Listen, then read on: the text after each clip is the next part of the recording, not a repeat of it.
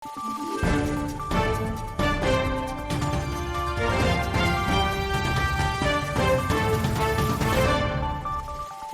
araw, Pilipinas! Ito ang Valiente News, hatid sa inyo ng Office of the Vice President.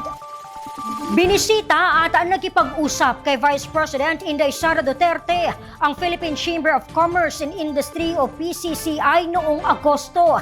Si Jera Gomez sa report.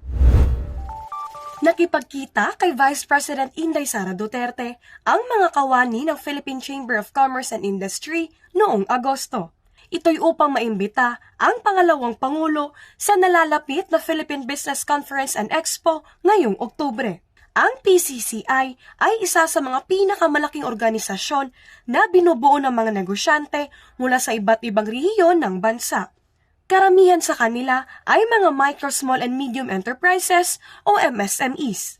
Ipinaabot naman ni Inday Sara sa PCCI ang kanyang pasasalamat sa naging suporta nito sa kanyang mandato bilang pangalawang Pangulo at sa opisina mismo. Sabi ni Inday Sara, umaasa siyang mas maging matibay ang ugnayan at pagtutulungan ng OVP at PCCI lalo na sa pagpapaunlad sa programang Magnegosyo Taday. Ang MTD ay kabilang sa mga flagship program ni Inday Sara na nagbibigay pauna at karagdagang puhunan sa mga organisasyon, kooperatiba at maging sa mga kwalipikadong individual.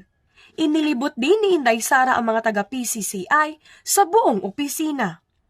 Jera Gomez, lahat para sa Diyos, bayan at pamilyang Pilipino. Valiente News.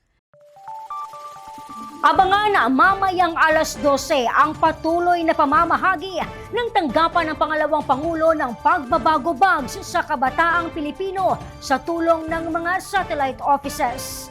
Ako si Claudette Loreto para sa makabuluhan, naninindigan at matapang ng mga ulat at impormasyon. Maraming salamat!